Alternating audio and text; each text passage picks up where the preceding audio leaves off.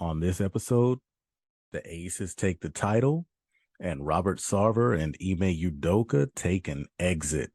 Ladies and gentlemen, lace them up and lock in. It's game time with JWJ.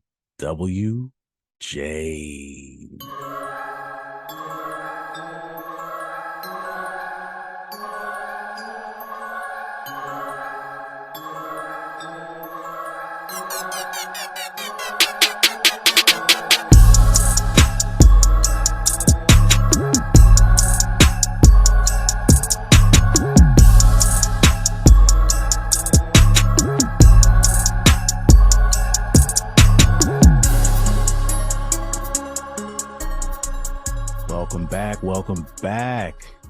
Thank you so much for tuning in. I hope you didn't forget about us. I know it's been a minute. We missed you guys. You know I would ask if you missed us, but I already know the answer. So I'm just going to say hello and thank you again for tuning in to the JWJ podcast. This is episode 14. And I need to preface it with a little something. I feel like I need to slap myself in the face a little bit because on the last episode, I made sure to lead off by saying that lucky number 13 of that last episode wasn't going to affect us, and I couldn't have been more wrong.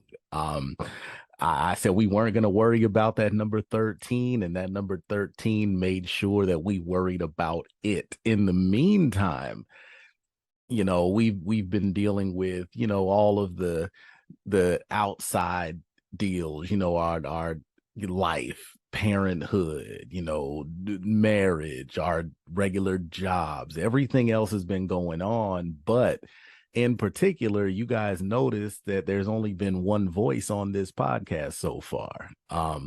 Another thing that's been going on that's quite unfortunate, my boy, my ace, my shooter on the wing, Mr. Shane Thomas, has been quite under the weather for the last week or so. He's not feeling too great right now. To give him credit, and everybody make sure y'all hear this out, he was doing everything he could to try to be on this episode, but his body just wouldn't allow him to do it. So what I need y'all to do, we're not going to hear how he's doing right now because he's not able to be on at the moment. But what y'all need to do is make sure y'all send well wishes, thoughts, and prayers to my boy, to my ace, and to the co-host of this podcast.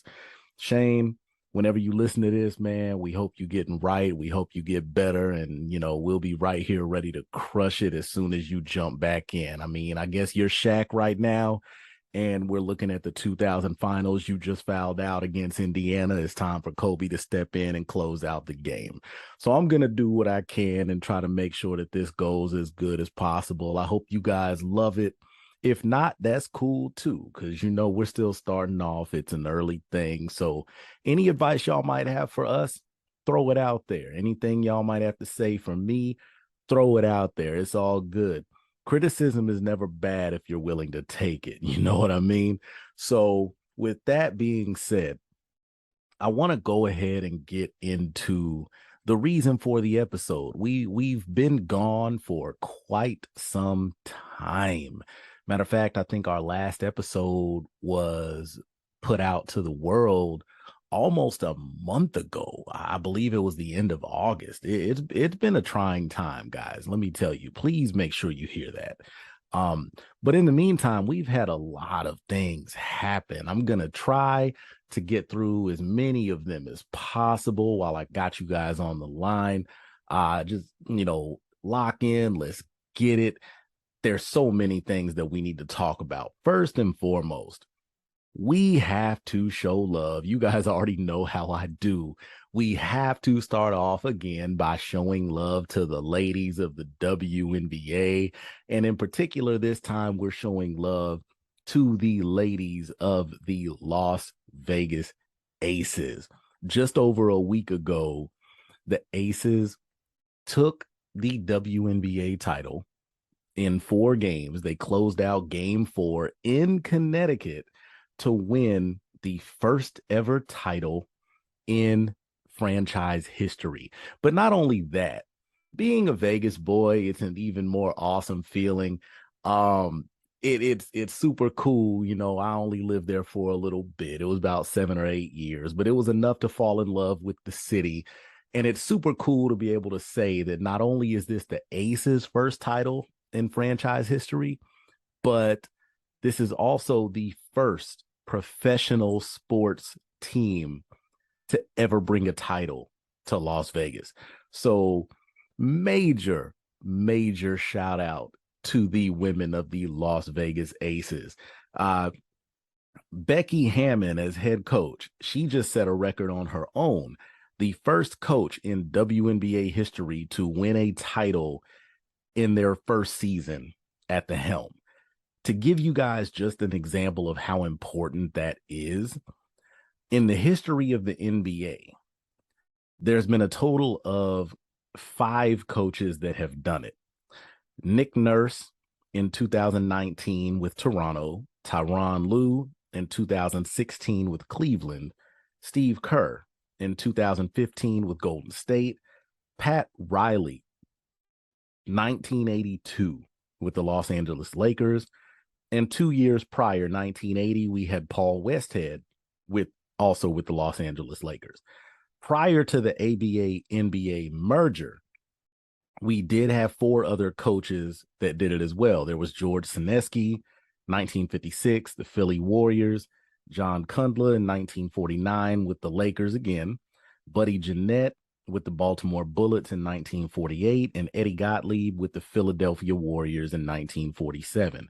So it's even crazy to think that in going into year 76 of the NBA, it's still a rare thing. So with the WNBA just celebrating, their 25th anniversary, Becky Hammon just set a record. She's the first ever to do it. So major shout out to her. Just to put that in perspective again, the Las Vegas Aces originated as the Utah Stars in 1998. They moved to San Antonio in 2003, and during their time in San Antonio, they experienced one finals appearance in 2008. In that series, in the finals, they were actually swept by the Detroit Shock. And ironically, when that happened in 08, Becky Hammon was actually one of the guards on that team. She was a player on that team. She was still active. So again, you can imagine how good this feels for her. And then when you look at the Aces as the current franchise, they've been to the finals once before in 2020, and they were swept 3-0 by the Seattle Storm.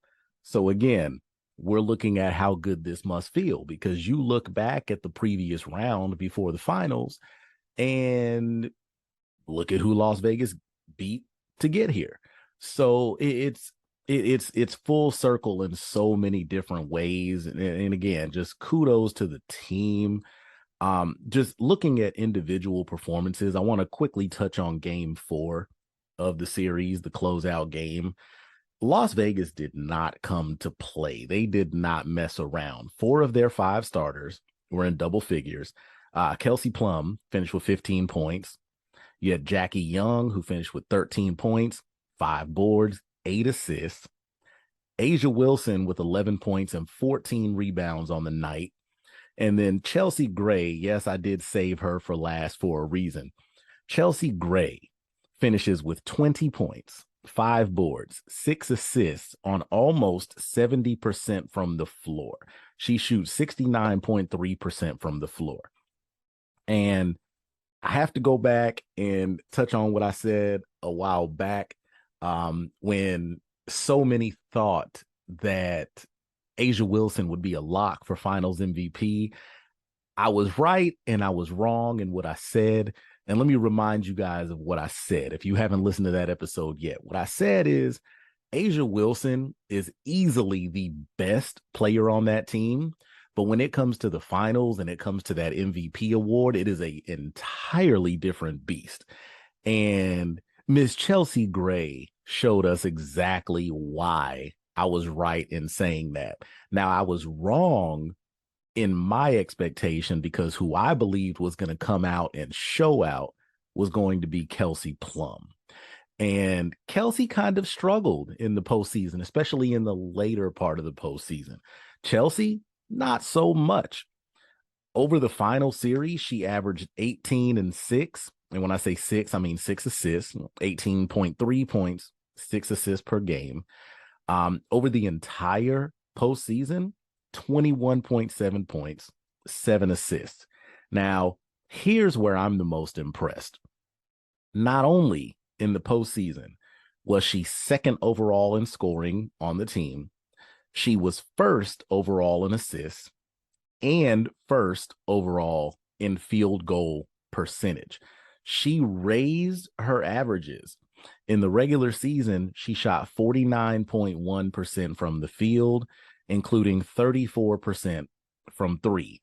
In the postseason, she upped both of those to 58.5% from the floor and 45% from three.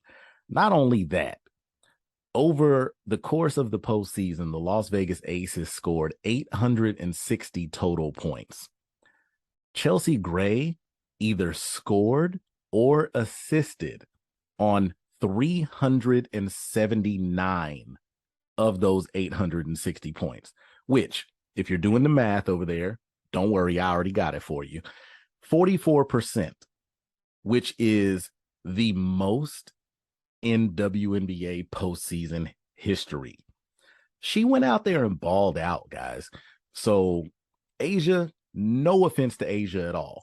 I will argue to the end of the day that Asia is the best player on the team. She is the best ace in Las Vegas. However, again, this is a postseason. This is a final series where you really have to be realistic and look and see that there is a huge difference between best and most valuable. It's all about timing. There's so many things that matter here. Like so many things went on in this series. Again, something else that Chelsea did that you guys might not see. Chelsea Gray ended up shooting over 60% overall. And this put her into a very, very rare category. She ended up being only one of 4 women in postseason history in the WNBA to shoot over 60% with a minimum of 100 attempts on the floor. Listen to this company real quick. Chelsea Gray just accomplished that this year, 2022. The only other 3 women to do it, you have Nneka Ogwumike in 2016. You have Sylvia Fowles in 2017, who just retired this season. Shout out to Sylvia, heck of a player. And most recently, prior to Chelsea, you have Brittany Griner in 2018. So listen, guys, you put those 4 in a lineup, quite honestly, I don't even care who the 5th woman is. They're smacking people around. They're crushing. They're leaving bodies in their wake. And then you add on, no, I'm not done. Chelsea's done that much. You add on that during the season, the Aces won the Commissioner's Cup. Chelsea Gray was the MVP. That she's done. It's outstanding what she did during this series. Now, I don't want to spend all my time on Chelsea because, I mean, I could if I wanted to, but I have so much more that I want to get to with you guys. I still want to show some love to A'ja Wilson because even though she might not have taken the MVP trophy home, we can't argue the fact that this team would not have gotten as far if it wasn't for her. So I want to spotlight her real quick. Over the final series, A'ja Wilson averaged 20 points, 9.8 rebounds, and 2.5 blocks per game. Amazing. And here's another one for you.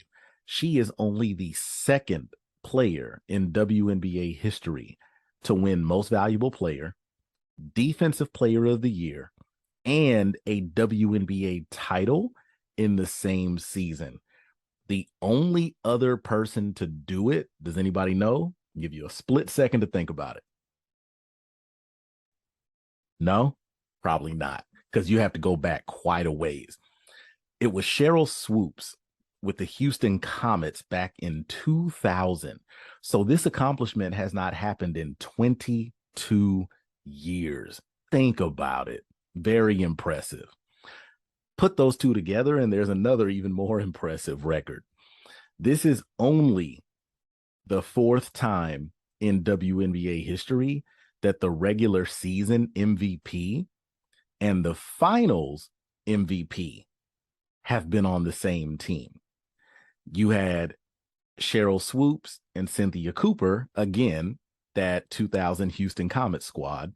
You had Nneka Ogwumike and Candace Parker in 2016 with the LA Sparks. And then most recently, prior to this year, you had Elena Delle Donne and Emma Meeseman with the Washington Mystics in 2019. So again, that just speaks volumes. It's a team sport. You look at the fact that one person might have been the most valuable during the regular season. You flip it over and you see that in certain moments, other players are able to come out and do things that need to be done. And that's what makes a team. That's what makes basketball beautiful, is the fact that at any given moment, anybody can come out and be that hero, or in this case, the heroine. You know, let's be proper for the ladies. And anybody can come out and take over and be that figure that just takes you to that title, that just takes you to the mountaintop. And in this case, A'ja Wilson got him to the door, and when it was time, Chelsea Gray kicked that door in. So shout out to the Aces on what they accomplished this season. And those accomplishments are likely to continue, because as soon as the season ended, Chelsea Gray, Kelsey Plum, and A'ja Wilson jumped on a plane, flew overseas to go ahead and compete at FIBA, and already they've been showing out. Just earlier today, Team USA set a new FIBA scoring record, and it's outstanding to think about it. The previous record was set in 1990 by Brazil, who scored 143 points in a game. Remember, I just said Team USA set a record. It's outstanding. Team USA comes out and beat South Korea earlier today by a final score of 145 to 69. Come on, guys. Come on. What are we looking at here? Like, when I say we gotta show love to the ladies, the United States international team is just amazing. They can't be bothered. They can't be messed with. And it's just outstanding to see. Shout out to the women of the WNBA. Shout out to every single one of the ladies on Team USA that's representing the country, representing for all of us. We love you guys. You're doing an amazing job. Keep up the work. Keep up the work. Now, I want to go ahead, transition over quickly, because like I said, there's a lot going on. Before I get to the heavy stuff, I just want to get into some of the some other news that we've gotten over the last couple of weeks. First off, I want to talk about some trade news in the NBA. So we're going to transition over to the fellas real quick. Bojan Bogdanovic, formerly of the Utah Jazz, is on his way to Detroit. He has been traded for Kelly Olynyk and Saban Lee. Now, very interesting move that's taken place here. I feel like it kind of works on both sides. Bojan Bogdanovic is going to Detroit. Now, if you look at it, Boyan over his career from three has shot around 39%. That's going to be an incredible boost for Detroit because last season, Detroit was the second worst three-point shooting team in the league. Think about this. Bogdanovich has been shooting 39% for his career. Last season, Detroit as a team didn't even crack 33%. They only shot 32.6%, which was, again, it equaled a second worst in the league. Not a good look. So on the other side, you have Kelly Olynyk and Saben Lee going to the Utah Jazz. Kelly Olynyk, blah, blah, look at me. Kelly Olynyk is looking at a Danny Ainge reunion. If you guys recall, at one point, Kelly was a member of the Boston Celtics. And now our GM over in Utah is his former GM from Boston. So we see a little bit of a reunion there. Olynyk is definitely going to be looking at more playing time, especially with the absence of a talent like Rudy Gobert, who was recently shipped to Minnesota over the summer. And Saben Lee, he's a young guard, and the reason I like this move for him is because a lot of times, if you're not one of those big lottery pick guys, more than likely you're going to a team that's going to struggle. It happens. And you're probably not going to get much playing time anyway. In Lee's case, it was going to be even worse because with him being a young guard, Detroit is incredibly heavy at the guard position. You have Alec Burks, Corey Joseph, Killian Hayes, and then Cade Cunningham, who, I mean, come on, he was their top pick, just a year ago. So it was highly unlikely that Saben Lee was going to be getting much time on the floor this season. And when you're a young player that wants to work on that development, it's you have to be on the floor to do it. You can't develop if you're not on the floor. So I think the move works on both sides. Plus, if we're being real, Danny Ainge is the type of front office man, the type of GM that is going to he's going to stockpile. In a lot of ways, it's like Sam Presti in Oklahoma City. He wants those picks. He wants his team to be as bad as possible. He's going to do whatever he has to take to go ahead and build everything up in order to make them better later. So those things are showing themselves in shipping out a Rudy Gobert, in shipping out a Donovan Mitchell. There's been talks now that Jordan Clarkson is on the market. He's doing what needs to be done in order to get the team set up for the future. And I respect that. I understand if you're going to tank, sorry, I shouldn't have said that word. If you're going to intentionally set your team up to compete down the line, that sounded good. That'll work. If you're going to do that, then do it to the fullest. Make sure you're doing it right. So kudos to both teams. I think that trade going into training camp and going into the preseason, all of that, I think it's going to show to work for both of them because it's going to accomplish what both of them want. One thing that's not going to work in a team's favor. We just got some news recently that Chicago Bulls guard Lonzo Ball is going to have arthroscopic surgery on his left knee. And as of right now, it's being said that he'll be reevaluated in 4 to 6 weeks. Now, keep in mind, training camp is starting this week, guys. Training camp actually started on September 26th. I'm recording this on the 26th. Training camp started earlier today. Media day started as early as last Friday. So you take out that 4 to 6 weeks, we're looking at maybe about 3 weeks for the preseason, and he's already ruled out for part of the regular season. So Then on top of that, you add in that he hasn't played since January, and he had to have surgery for a torn meniscus in that same knee in January. And in all actuality, this will be the third procedure on his knee, on that same knee. And he's only 25 years old.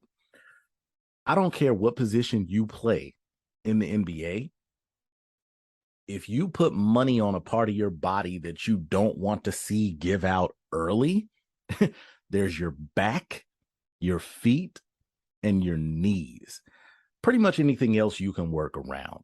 But those three, it's almost like a kiss of death. And at 25 years old, third procedure, I don't know how I feel about that. I don't know. So it's a cause for concern. It's definitely a cause for concern. So we wish the best for Lonzo Ball. Hopefully everything turns out for him, because I mean, coming out of college, coming out of UCLA, he was a heck of a prospect. And, I think there was full belief that it could continue to be that way for him. And I'm not saying it can't, but every injury makes it a little more difficult. So I best wishes to Lonzo. Let's see what turns out from that. Going deeper into the preseason, we've had a few teams that have already opened up with media day. And I definitely want to focus on two of those teams that have had time to sit in front of the camera. And I want to focus on them with very good reason. First, we're going to look at the Phoenix Suns. Now, unless you've been living under a rock the last few weeks, and I know that sounds funny coming from me because you guys haven't heard from me, but I promise, under a rock, nah, I no. But let quickly to talk about Phoenix. Quite the bit of drama going on there. And it's crazy to think by the time I finish this Phoenix story, it's going to be hard to believe if I tell you that they're not actually the story of the offseason. But anyway, Phoenix Suns owner Robert Sarver, who also owns the Phoenix Mercury, the WNBA team in Arizona, has found himself in quite a bit of hot water after investigations over the summer have shown that he's been, to put it mildly, quite the inappropriate owner for the last 17, 18 years, which makes it a little crazy when you think about it. There's been so many issues that have gone on with him, and a lot of them have been uncovered due to an investigation that's been going on for, I believe it was the last 10 months or so. I think it started towards the end of last year. But just a few of the things that were uncovered while he was being investigated. We can even go back. He bought the team for around $400 million in 2004. One of the first major roles that he had in his position was trying to acquire free agent guard Steve Nash. There were talks that there were inappropriate remarks made during that recruitment meeting. There were talks that there were terms of racial insensitivity thrown around. Eventually, Steve Nash did sign, but other people that were involved in that meeting said that we signed in spite of what Sarver had to say and not because of it. At one point, Sarver claims he was trying to promote a bathing suit manufacturer in town, and in doing so, he's passing around photos of his wife wearing the bathing suit. I say all this in a sense from the outside. Let me preface that. I wasn't there. I don't know exactly how these things took place, but apparently it all got to a point to where now there's an issue. We're looking at the fact that he's making jokes with employees during meetings about things like oral sex and the size, of condoms that he wears, very, very inappropriate things that you would not normally talk about during a staff meeting. Um, even things that have been deemed, misogynistic or, stereotypical things that he might throw at his female employees.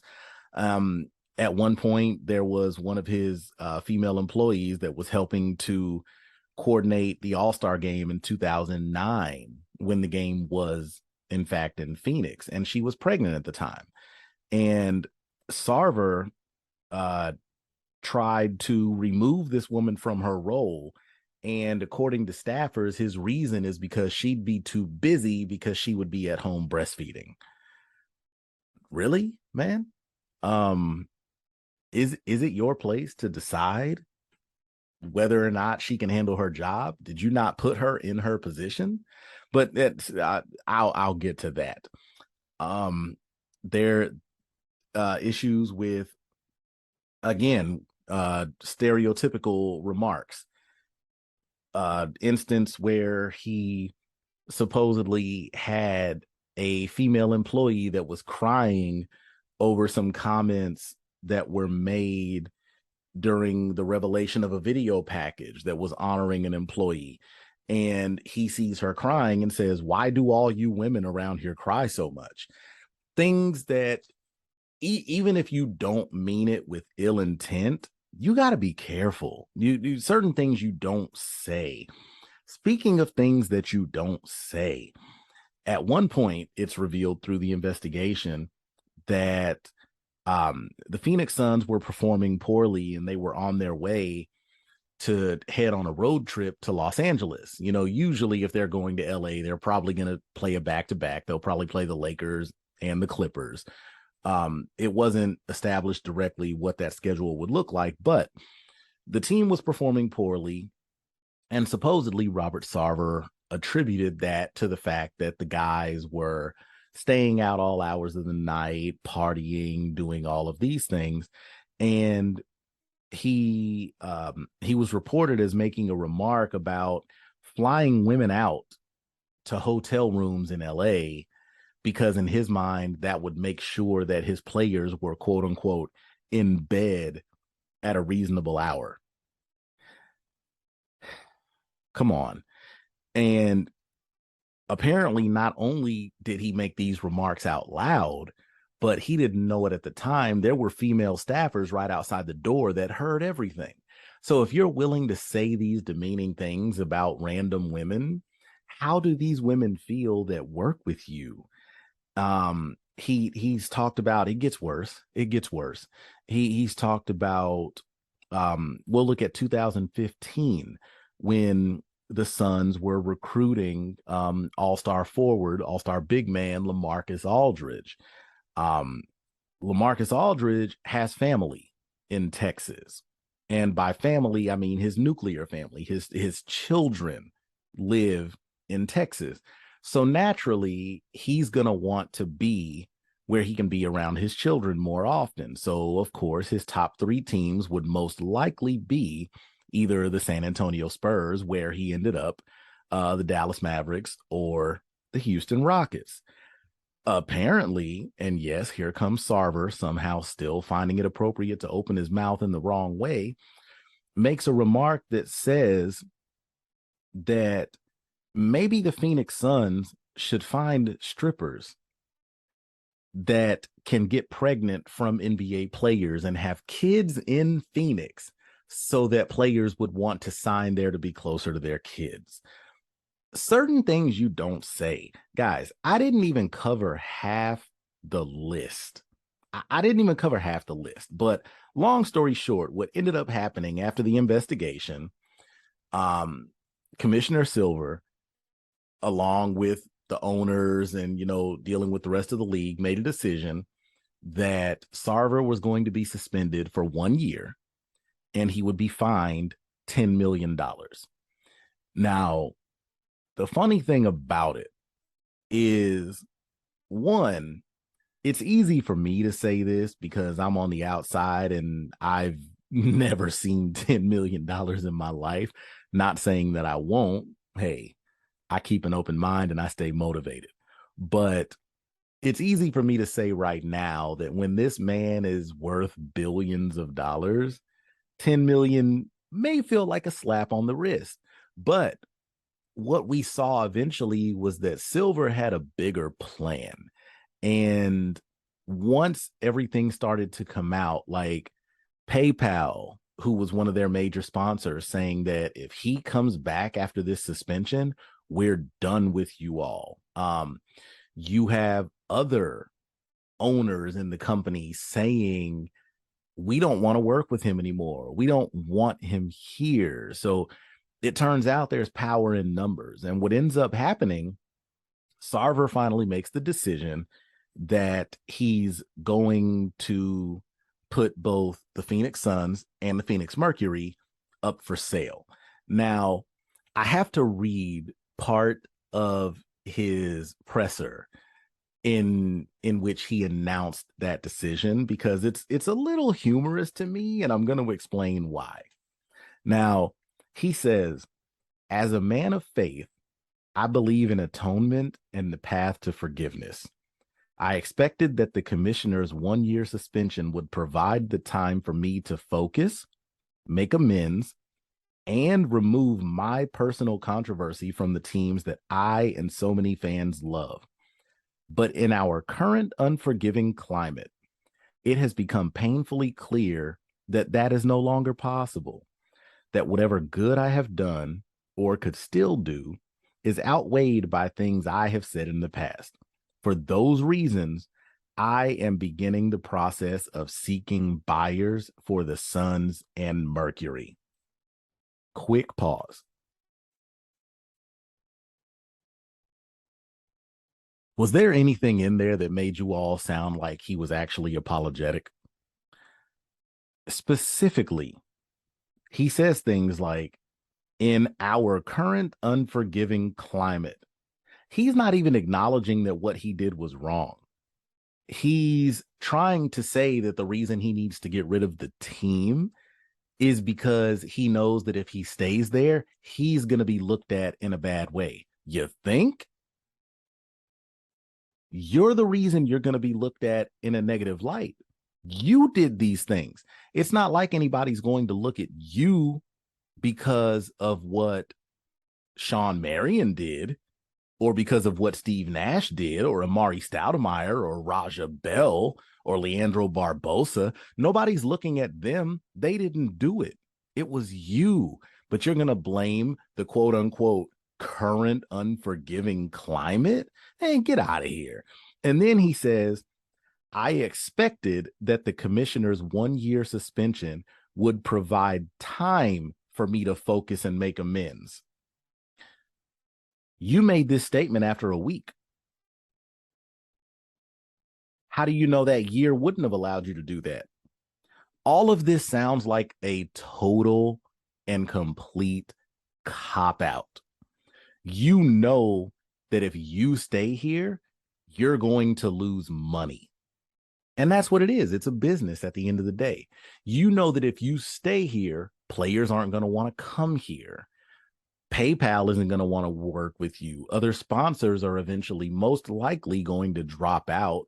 You know where this is headed. You're a businessman. You do not end up worth millions or billions of dollars if you do not have business sense. Bottom line, you have to have some sort of business acumen in order to make it to that level.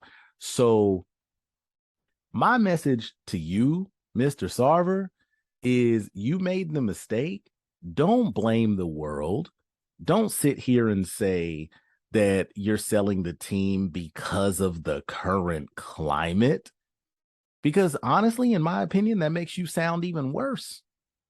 That, in my opinion, what you're saying when you publish something like that is, oh, 20 years ago, I would have gotten away with this. But because now people are out here checking officials and people in charge that make racially or gender offensive remarks, they're checking those people. Now I need to get out of here because they're voicing that they have a problem with it. That's what it sounds like to me. It's a cop out. Don't sit here and try to say that you're selling the team because of the climate. Say that you're selling the team because you messed up and you didn't think you'd get caught, but you did. That's all there is to that. That's all there is to it. Admit you're wrong and move on. It's all good. Nothing wrong with it. Now, Sarver's won.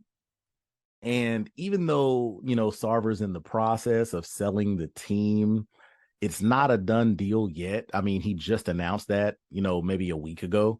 So that's something that's still in the making, still in process. There's another team that had their media day today. And by media day, I only say that in the official sense because they've been in the media for the last few days. Guys, let's talk about the Boston Celtics. I'm going to act like I'm not super excited about this as a Laker fan because in all honesty, I'm not. The situation is pretty ugly already, and I'm going to explain why.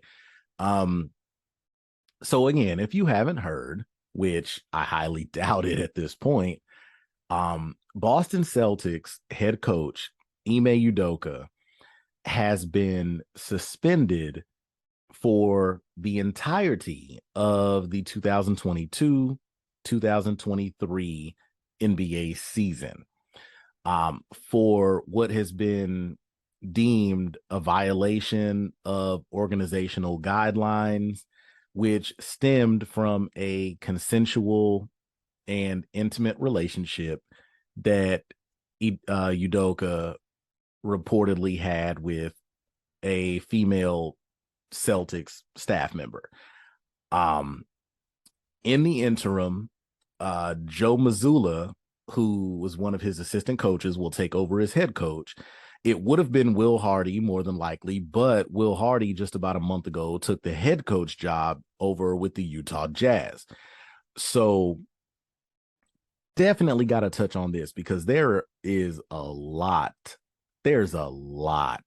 going on here. Now, for starters, it says that everything started with a consensual and intimate relationship. Okay, understandable. Those things happen. I'm not excusing it because if you're aware with Udoka's situation, Udoka has been in a relationship for quite some time with actress Nia Long. It's been highly publicized. In fact, I know a lot of my friends when Udoka got the head coaching job last summer for the Boston Celtics, a lot of my friends that aren't basketball fans didn't even know who Udoka was, but they hit me up because they knew it was NBA related, and they would say, "Hey, Nia Long's boo just got a coaching job in the NBA."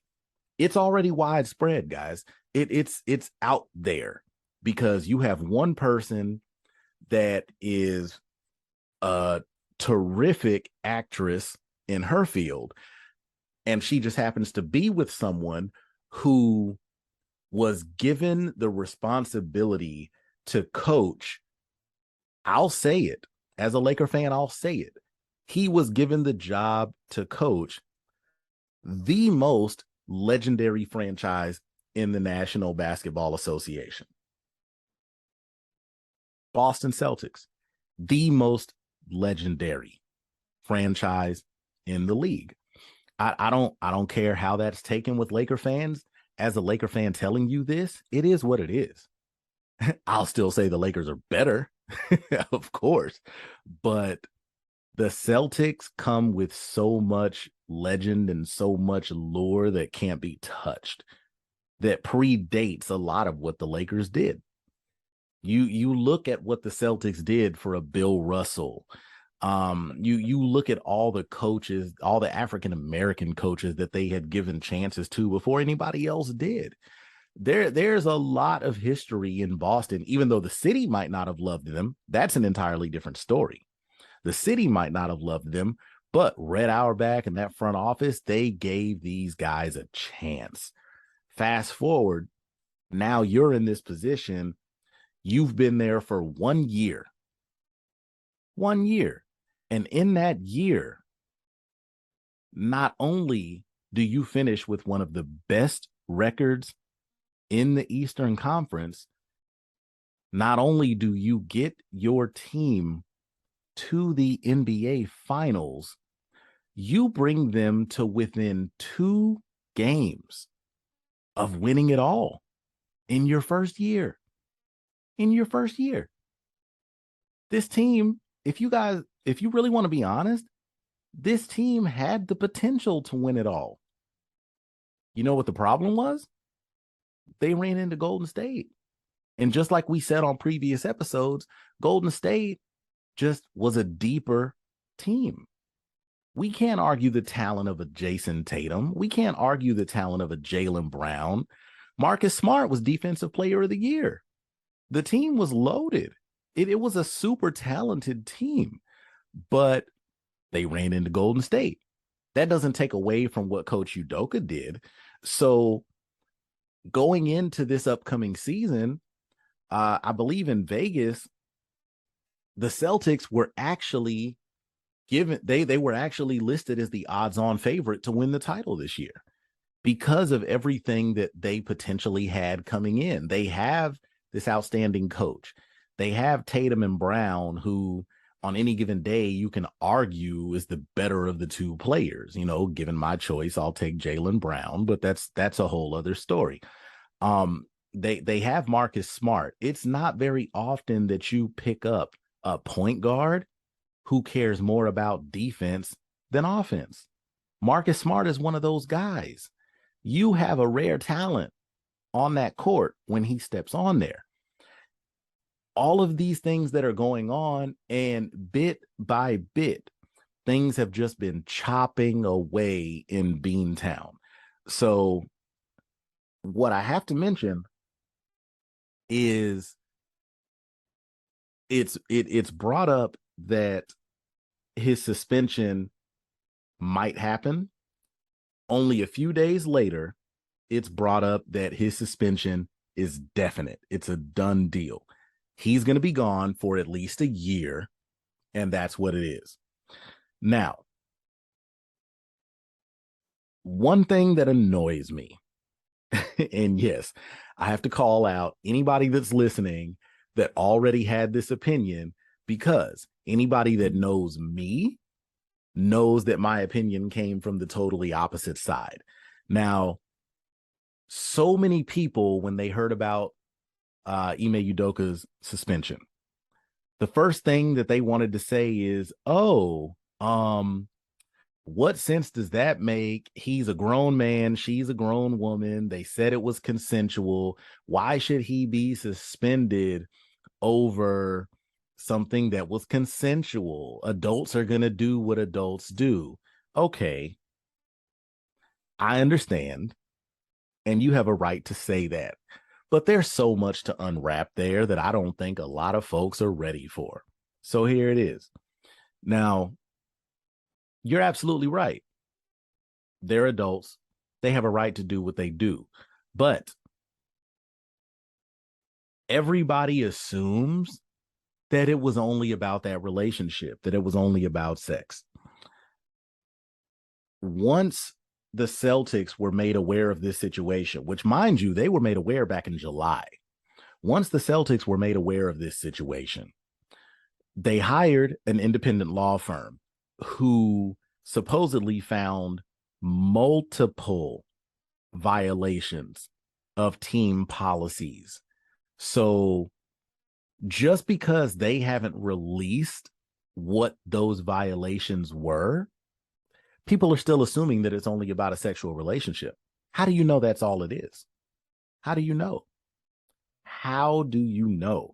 Then they take it a step past that and say that where this started to create a problem was that there's been reports of Udoka making unwanted comments toward a female employee. Now, even if what you had was consensual, my next question, everybody understands what consent means, right? Okay. So if what you had was consensual, and if something is reported as unwanted, do you immediately assume that everything is still consensual? You need a little bit longer to think about it. There's a problem there. So my next thing to think about here is, and I have to bring it up, even though he's already checked himself. This was an interesting one. Former NBA player Matt Barnes chimed in on this whole situation a few days ago. And his original post, I saw it on Instagram. I'm not sure where all he put it, but his original post on Instagram was basically trying to condemn the Celtics for making such a hasty decision, and he felt like they handled things the wrong way. Funny thing, because I'm still sticking to my guns, in my opinion, if they're making this kind of a decision, a consensual relationship is not the only problem. One thing that Matt Barnes said in his post was, this kind of thing happens in the league all the time. That annoys me. Not that it happens, because I'm sure it does, but it annoys me that you would try to use that as an excuse as to why Udoka shouldn't get in trouble. And so many people are going to try to make this a race thing, which, Stephen A., I don't even know if I have enough time for you tonight, because there's somebody else that I got to get on in a few minutes. Stay tuned, guys. JWJ. There's somebody else that I got to get on to about that whole thing. But why does this have to be about race if somebody is doing something wrong? That's it. If you're wrong, you're wrong. Oh, but so-and-so did it. Okay. What happens here is not predicated on what happened over there. If we think that what he did is wrong, we're going to handle it accordingly. And guess what? Most organizations are going to be even more adamant about handling this just because of the Sarver findings last week. It's going to be that way. They're going to save face. So that leads me to my next point. Coach Udoka was suspended, right? So I know a lot of people are asking, if what he did was that bad, why didn't they just fire him? Very good question. I don't believe the investigation is fully completed. I think that's why they haven't fired him. Now, but he's also put himself in a very, very poor position with what's gone on here, because you've been removed from a team that you just brought within 2 wins of an NBA championship. You coach the Boston Celtics. You're currently in a tie with the Los Angeles Lakers at 17 trophies apiece. It may not sound like a big deal, but it's a big deal. You were 2 games away from breaking that tie, and returning your green guys to that land of prominence where you're at least 1 step ahead of the purple and gold. That trust was put into your hands. Jaylen Brown was put into your hands. Jason Tatum was put into your hands. And they all responded to you. Those guys are on record talking about how much they like you and how much they enjoy playing for you. Now, I don't know about you guys, but in the teams I've played on in the past, you look at the coach a certain way, because bottom line, if you don't like your coach, if you don't respect your coach, you're not going to give 100% for your coach. And that doesn't go for just basketball. That's anywhere. That's a boss at work. If you don't fully respect your boss, if you don't like your boss, You might be 5 minutes late to work and be like, it is what it is. It trickles down everywhere. So the fact that these guys were vocal about the fact that they appreciated and respected Coach Udoka, that speaks volumes. These guys are in their mid-20s. They're younger guys in the league. And let's be real, society today, 24, 25-year-olds, they might not be looking at authority in a way where they're showing respect or appreciation. It is what it is. These guys were doing that. Not to say that they didn't appreciate Brad Stevens before, but they're even on record saying, it's awesome to be able to work under a coach that's been here before. If you're not aware, Ime Udoka played in the NBA. He played in the league. So not only is he giving them a perspective from a coach, he can let them know exactly what it was like when he was a player. So he gave them a lot of things that they weren't able to get from Brad Stevens. Now, that's in no way me trying to say Brad Stevens wasn't a terrific coach, because I think he is. But even if you're the best coach in the world, if you didn't actually play the game, there is going to be a certain layer that you can't provide for your guys. Coach Udoka gave them that. So all of that was there. The groundwork was laid. Now, here's where the problem comes in. Udoka has been suspended for the entire upcoming season. It's almost a catch-22 if you're Boston's front office. We're going to suspend you for a year, which I believe they said his suspension would end on June 30th of 2023.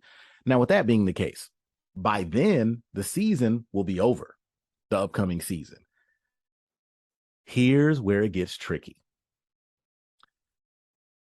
They bring Mazzulla in as the interim. And let's say the team makes the finals again. If I'm the front office, I could be thinking, why do I need to bring Udoka back? We did just as well with him.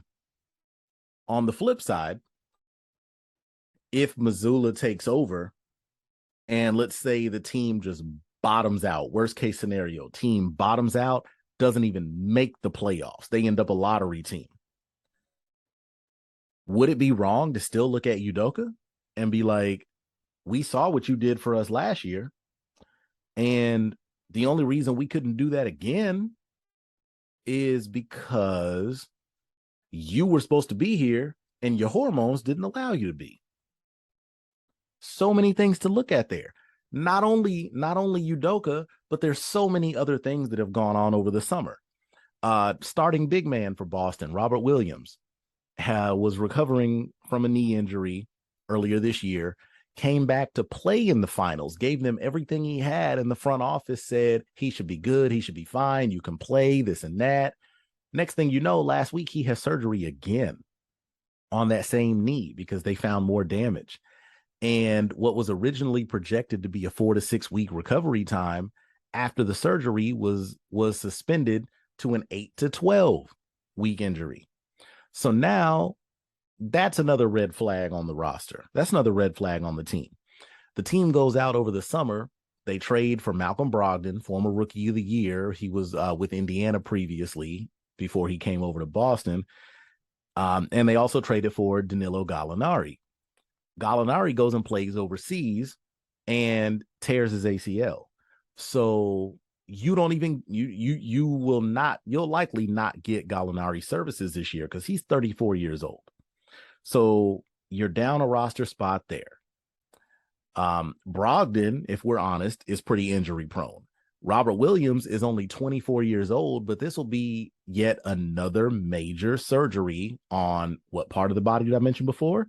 The knee. And he's supposed to be a big man. He plays center, and he's an undersized center. So he's going to take more of the bang on his body. It's not a good look. And you're already looking at more surgery at 24 years old. On top of that, Al Horford.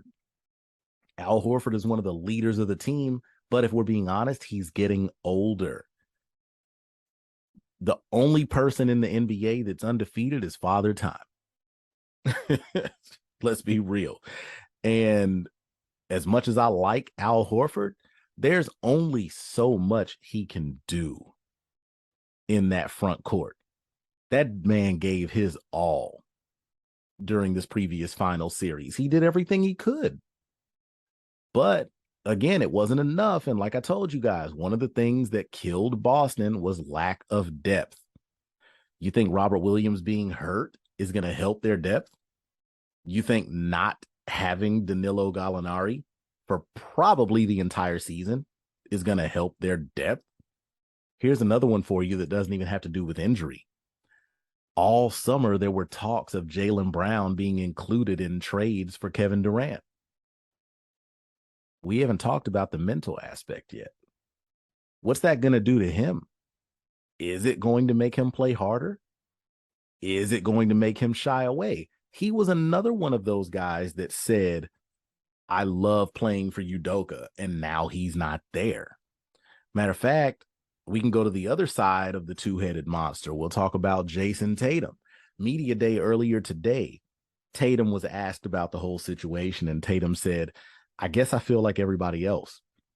It's a lot to process. Unexpected, especially coming into this season. You feel a certain way coming off last year, and you're excited. It's just a lot, if I'm being honest. These are young guys dealing with young emotions, and that's going to be a lot for them to deal with as well. So there's a lot to take in when it comes to all of that. Also with this situation, and like I said, I was sparing my feelings on Stephen A because I got somebody else that I specifically need to talk about, and I'm a little irritated with what I heard because typically I don't have any issues, and I don't mind calling names because hey, you said it. It is what it is.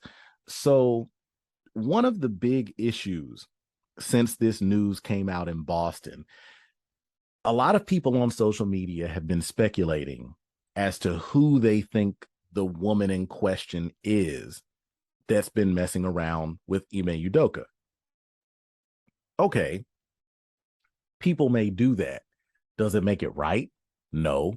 Now, my problem with that is early on, and I'm not even going to mention the name because I'm not going to glorify anybody with Google searches and this, that, whatever. But there was one woman in particular in the organization that was put out there early on as being the woman. And the reason that everybody said she was the woman is because this post claimed that she was the only woman that was on the staff in the Celtics organization. Soon as I saw that, I was like, you're full of it. There's no way. You show me one organization out of the 30 teams in the NBA that have only hired one woman. I'm like, that's a complete lie. But because social media picks up and runs with whatever they want, this woman's name is out there for at least 2-3 days, being trashed, being tossed around, whatever. Now, eventually, I can't remember who did it, but some kind of way there was a message that came out that said, you know, she's not the one, it's not her. Okay, cool, whatever. But the problem there is whether you acknowledge that it's her or whether you cover your tracks and say it's not her and help her save face. Either way, you're damning all the other women that work for you. And this is why I have a problem when people say, oh, it's not that big a deal. It's a consensual relationship. Do you see why it's such a big deal? Everybody thinks that in order for something to have a quote unquote victim, there has to be some sort of like physical crime or some sort of physical harm. Rewind this podcast for about 10 minutes. Listen to everything that I have just mentioned about how this is going to affect the Boston Celtics organization. And then come back and let me know if this is a victimless offense. Udoka's out of a job. You have this woman, we don't know who she is, and we don't know what's about to happen to her. There's possible legal sanctions coming because I fully believe that this whole thing is not over.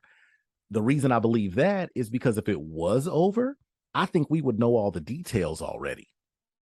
The fact that we don't leads me to believe that there's something that is still being investigated or something that could possibly be left to handle through lawsuits at this point. There's more to it. The team even came back and said multiple violations. Udoka is basically the snowball at the top of the hill that is trickling down to so many other issues as it rolls down the mountain. And again, I'll say, Udoka does what he does. Again, you're free to make your choice. However, I am almost certain, and I don't even have to say I'm almost certain. Let's listen to how this has been handled already. He's being suspended for violation of team policies. If there's team policies in place that told you not to do certain things like this, that means that those things were in place when you picked up that pen off the table and put your signature on that contract last year. So anybody that's sitting here saying, oh, it's just consensual this, it's consensual that, no, that might be all it is. But if he signed a contract saying he wouldn't do it, don't sit here and try to paint him like he's not in trouble. He did what he did. That's it. So again, he does what he does. Now he has the players looking at him like, oh, this guy wants us to be a certain kind of way, but look at him. You have the front office looking like, oh, we put our faith in him. Can we trust him? You have you have all these other entities. You have now you even have the ladies of the organization that are put into an unfair spotlight because maybe, let's just say through all this, and I'm not going to say one thing or the other, I don't know. Let's just say that there was one woman that he was messing with, and they're not revealing the name, of course. Now, with not revealing the name, what does that do? Think about it. In the age of social media, what does that do? We've already seen it. People are going to start throwing names out there that might not be the people that are involved. So now you're possibly damaging their reputation, even if it was somebody that wasn't involved. And that's where I want to get to with my major issue with this situation. I'm going to wait to pass full judgment. This is not me taking Udoka's side. This is not me taking the woman's side. This is me stating what I know, and then I'm going to step back and be impartial until I know everything. But one thing that I don't like about this situation is because it's still under investigation, because they're not going to reveal the name of the other person, the world of social media is taking it upon themselves to assume and do whatever they want to do. And my issue with that is, again, hypothetically, if Ime Udoka is only involved with one woman in that organization, and let's say, again, hypothetically, there's 30 women that work in the organization, social media is making it pure hell for 29 other women. For what? They didn't do anything. And that's why I can't sit here and say this is victimless. It's not right. These rules are in place for a reason. And again, to the people that say, oh, it was consensual, this, that, whatever, you see, it's already likely to get worse. If it was only a consensual relationship and there wasn't something that could possibly be worse, you don't think it'd be over by now? Wrong. But back to the whole the thing I was saying before about the fact that there's women in this situation now that are being objectified and being embarrassed for something that they didn't even do. My big issue came over the last few days, and it hit ahead. I think it was on Saturday. Um, I'm going to start. I have a quick snippet that I want to read from what Brad Stevens had to say at the Celtics press conference. I think this was on Friday when the team made a decision to go ahead with the suspension for Ime Udoka. Brad Stevens made it a point to say, "It's been a hard time. The only thing I would like to say is that I thought," and Wick, when he says Wick, he means Wick Grossbeck, the president, the Celtics. He says, "The only thing I would like to say is that I thought," and Wick mentioned it already, "we have a lot of talented women in our organization. And I thought Thursday was really hard on them. Nobody can control Twitter speculation and rampant BS." And yes, he said the actual word. I'm not going to say that on here. I'm going to be nice. "Nobody can control Twitter speculation and rampant BS. But I do think we as an organization have a responsibility to support them now because a lot of people were dragged unfairly into that." He's 100% right. That's exactly what I've been saying.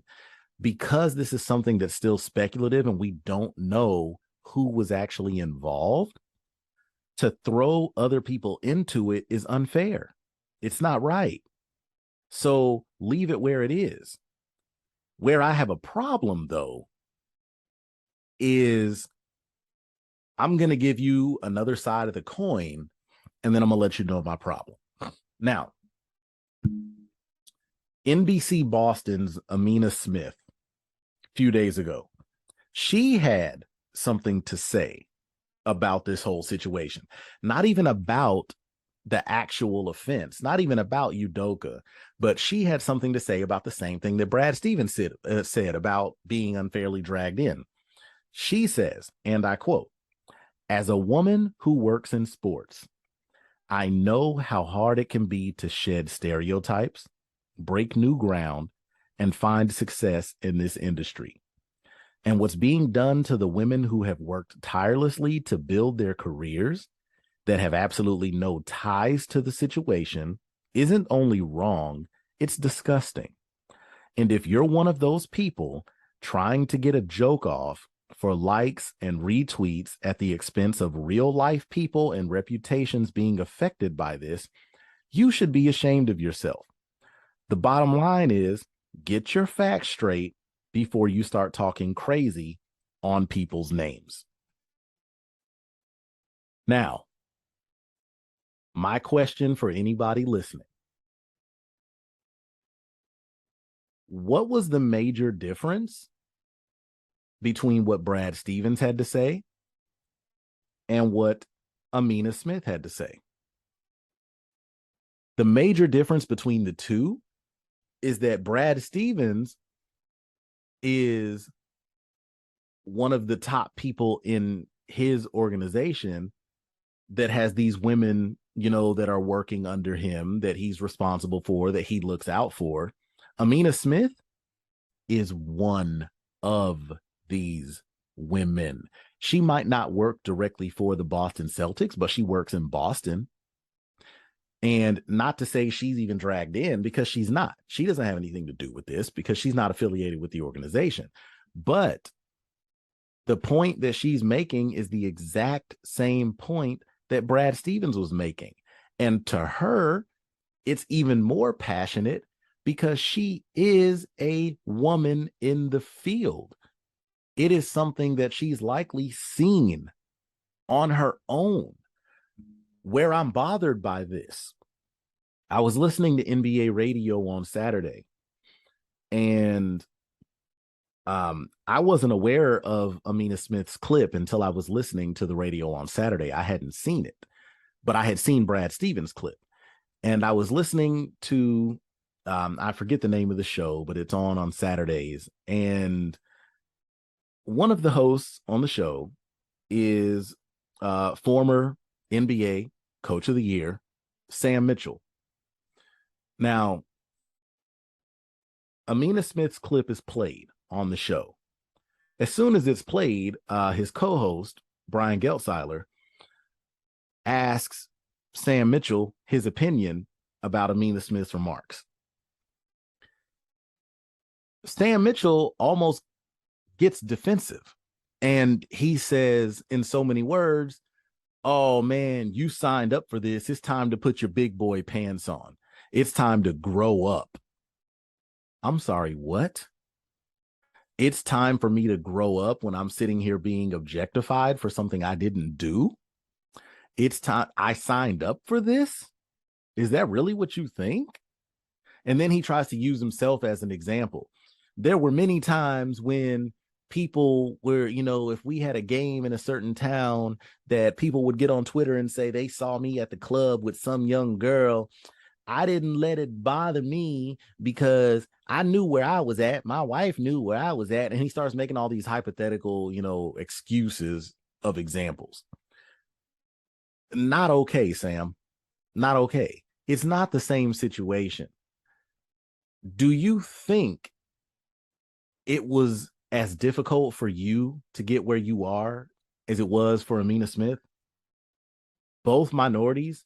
You're a black man. You also had the edge of playing in the NBA, so you had the edge going in. Do you think it was as easy for her as it was for you? The fact that you can sit here and try to demean what she had to say was embarrassing. Yes, I'm saying it. It was embarrassing. And the major thing that makes it embarrassing for me? I listened to that entire episode. I didn't hear Sam Mitchell say anything like that about Brad Stevens' comments. And he was making the same comments about the same women that Amina Smith was talking about. That right there made you part of the problem, Sam. Sorry to say it. That was embarrassing. You'll sit here and chastise Amina Smith for feeling some kind of way as a black woman in the media, but you didn't say a word to Brad Stevens. Nothing. And another thing, the fact that you're going to sit here and say she signed up for this? No, absolutely not. Signing up for a job doesn't mean that you are subject to certain ridicule that's unwarranted. I work as a teacher in a high school. If a scandal breaks out at my school, and let's say it involves a male teacher, we don't know what it is, we don't know what's going on. They never release the teacher's name. Next thing you know, on social media, people are speculating that it's me. I signed up for that? No, I did not. You might assume that working in the media, but those women that work for the Boston Celtics, they don't work in the media. They're all behind the scenes. The only reason they're out right now is, again, because of Ime Udoka. You're excusing every guilty party in this, Sam Mitchell. It's embarrassing. It's embarrassing that you can sit here, and I'm almost done with my rant, guys, I promise, that you can sit here and you sound so dismissive of the fact that one of your fellow media members came on here and felt some kind of way about being treated like this. It's embarrassing. I don't know, man. I don't know. But that's wild, Sam. That's wild. Y'all want to do me a favor? Y'all can get this clip to him. I'd love to have a one-on-one with him, because as a coach, I respect him. I respect him to death. But over this situation, you're wrong, man. You're wrong. And somebody's got to tell you. Somebody's got to tell you, because that's not cool. It's not cool at all. All right, guys. We're definitely coming up on time. I don't want to hold y'all. I hope y'all enjoyed what we had going on here. And by we, I mean, please believe my boy Shane is still here, man. He's here in spirit. Shane, we wish you well, man. I wish you speedy recovery. Get back to us soon, bro.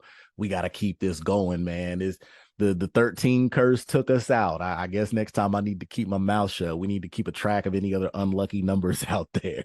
But in the meantime, guys, you already know, if you're still here, thank you so much. I appreciate you. We appreciate you. I know Shane will say the same thing. So thank you guys for being here. One thing that I can mention that has happened in the meantime since our last episode, we are on more outlets now. We started out on Anchor and Spotify.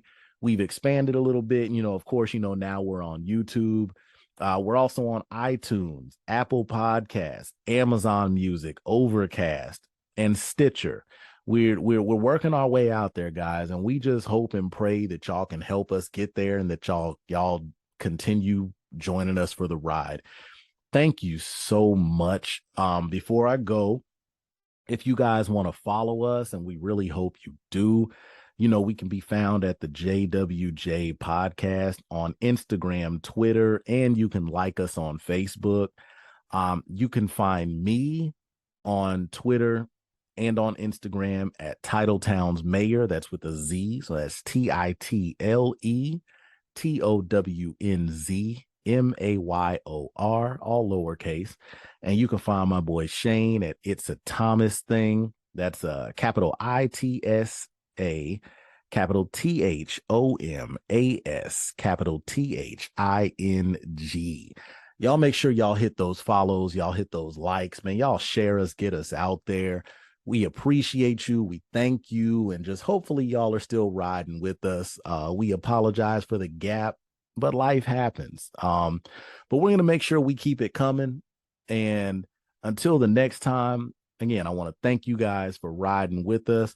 And I want to thank you once again for sticking in, for tuning in to the JWJ